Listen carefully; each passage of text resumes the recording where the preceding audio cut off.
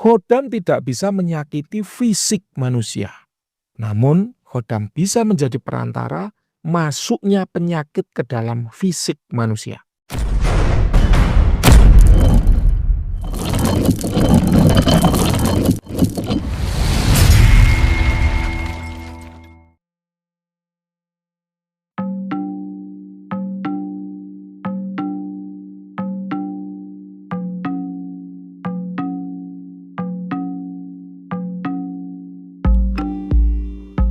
Khodam tidak bisa menyakiti fisik manusia. Namun, khodam bisa menjadi perantara masuknya penyakit ke dalam fisik manusia. Loh, kok bisa? Ada banyak sekali cara yang bisa ditempuh. Di antaranya yang sudah pernah terjadi antara lain, yang pertama dibuat lelah, dibuat mengantuk atau dibuat terburu-buru. Sehingga jadi banyak teledornya. Contoh, ketika harusnya berangkat, ngantuk melanda, akhirnya ditidurkan dulu. Gitu jamnya mepet, akhirnya diburu-buru, nyetir mobil sambil ngebut. Lampu merah udah gak sempat berhenti, karena ngejar tayang, ngejar waktu. Akhirnya lampu merah diterobos, akibatnya terjadi kecelakaan. Seperti itu Pak. Atau yang kedua, dibuat menggampangkan urusan sehingga kurang hati-hati. Alah cuman nuang HCL aja biasanya juga gak kenapa-kenapa. Tiba-tiba HCL-nya meletek Pak, nyiprat ke mata, akhirnya jadi buta. Atau cuman naik keren gitu aja, gak usah lah pakai safety belt. Tiba-tiba licin, kepleset terus jatuh.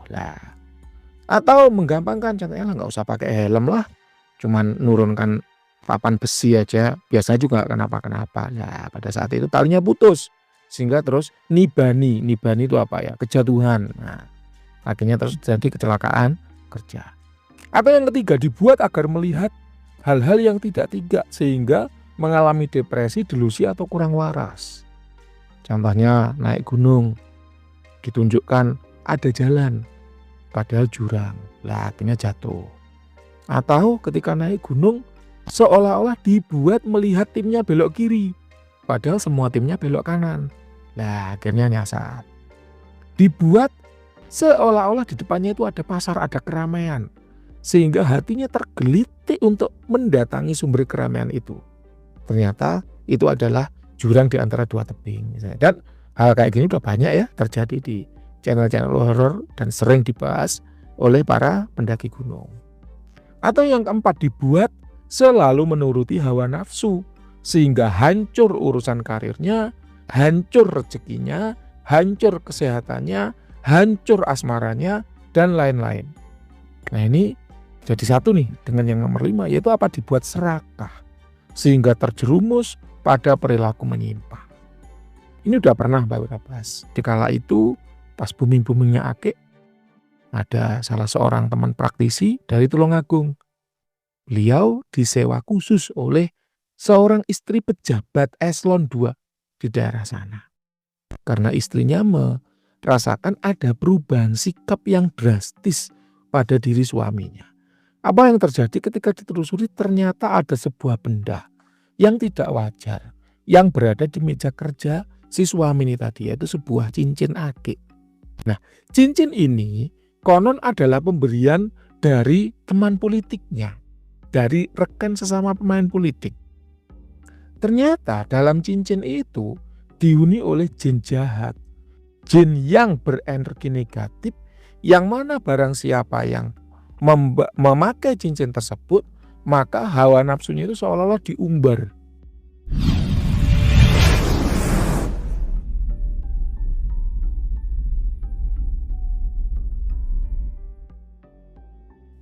Dibuat serakah. Akhirnya si pejabat eselon 2 ini tadi, beliau main wanita, kemudian untuk menghidupi si wanitanya ini tadi, kalau pejabat eselon 2 kepala dinas gajinya berapa atau apa, apalagi kalau di daerah kabupaten ya, pemerintah daerah tingkat 2 paling cuma 6 juta 7 juta dikala itu, karena belum ada TPP. Kalau sudah ada TPP atau tukin meningkat cuma 11 juta. 11 juta kalau seorang kepala dinas kebutuhannya banyak, istrinya 2 atau 3 karena dibuat suka main wanita, kurang otomatis.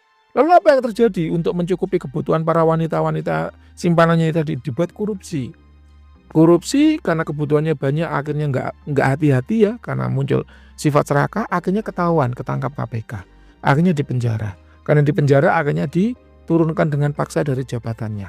Kemudian karena, nah ini Mbak Wira nggak tahu kelanjutannya, namun Mbak Wira hanya berspekulasi saja, apabila tingkat korupsinya udah parah, maka bisa saja diberhentikan dengan tidak hormat, karena kasus yang dialami sudah menyeret beliau termasuk ke dalam ranah hukum.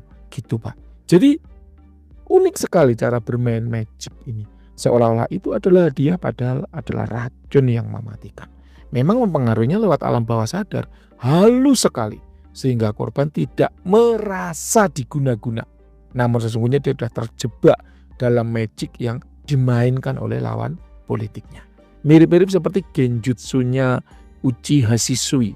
Jadi target itu tidak sadar bahwa dirinya sedang terkena pengaruh genjutsu kayak gitu. Kemudian yang keenam, dimanipulasi energi tubuhnya sehingga menderita sakit non fisik yang dalam kurun waktu lama bisa menjadi sakit fisik. Ada banyak definisi untuk energi tubuh ini Pak. Jadi kalau Mbah Wira sendiri menyebutnya dengan energi sukma. Ada praktisi lain yang menyebutnya dengan energi diri. Ada praktisi lain yang menyebutnya dengan tenaga dalam. Ada praktisi lain yang menyebutnya macam-macam sekali. Dan itu bagi Mbah Wira tidak masalah.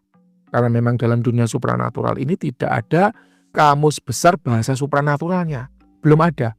Sehingga antar satu praktisi dengan praktisi yang lain itu mungkin mengalami definisi yang berbeda meskipun yang dimaksud itu sama. Bermain atau memanipulasi energi orang lain ini memang efeknya pelan, tapi ketika sudah ketahuan maka semuanya sudah terlambat. Ini mengerikan. Termasuk dalam salah satu kategori ranah santet alusan. Apakah ini bisa dibuktikan? Bahwa tentu bisa. Perhatikan percakapan dalam screenshot berikut. Kejadiannya begitu cepat, Mbah. Bulan kemarin saya punya musuh di tempat kerja. Karena di tempat kerja berarti musuhnya ini masih termasuk teman kerja sekantor. Nah, saya itu dibuat jengkel hingga saya emosi. Nah, pada saat saya emosi itu, saya melakukan afirmasi. Saya suruh Eyang buat ngasih pelajaran ke teman saya itu. Ya niatnya cuman buat bikin kapok aja Mbah. Lalu apa yang terjadi? Besoknya dia nggak berangkat kerja. Karena katanya telapak tangannya itu membengkak. Merah kayak ada bintik-bintiknya Mbah. Seperti digigit binatang. Katanya sudah diperiksakan ke dokter.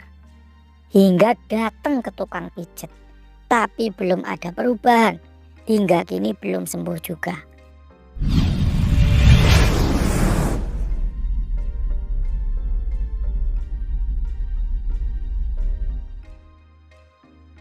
Alhasil dianya tidak bisa berangkat kerja selama seminggu lebih. Ujung-ujungnya beliau resign sendiri. Ngeri ya Mbah ya. Kodamnya otomatis galak ketika posisi tuannya lagi emosi. Kalau asumsi Mbah Wira ya, ini asumsi atau praduga ya. Pastinya penyakit yang dialami oleh beliau ini adalah flu Singapura. Jadi ada bintik-bintik merah di telapak tangan dan di telapak kaki, mestinya gitu. Kemudian ada bintik-bintik putih di sepanjang permukaan lidah. Bintik-bintik putih ini menyebabkan sakit ketika dipakai makan, apalagi dipakai menelan. Dan ketika flu Singapura ini menjangkiti balita, efeknya bisa mengakibatkan kematian. Ini Anda boleh browsing ya, betul atau tidaknya. Jadi sedemikian mengerikan.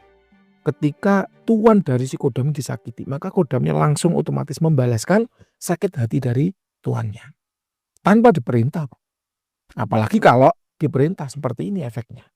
Mengakibatkan kehilangan pekerjaan. Apakah ada Mbah pengalaman eksekusi yang berujung pada kehilangan pekerjaan seperti ini? Jawabannya banyak. Karena semakin kesini orang kurang ajar makin banyak. Semakin kesini penipu semakin banyak. Semakin kesini orang yang jahat dan gak bisa dikasih hati semakin banyak. Itulah kenapa akhirnya eksekusi itu diperlukan untuk bertindak. Karena ketika kita menghadapinya secara langsung dengan kata-kata maupun perbuatan nyata, dianya gak terima. Ya sudah, ujung-ujungnya ya biarkan magic yang bekerja.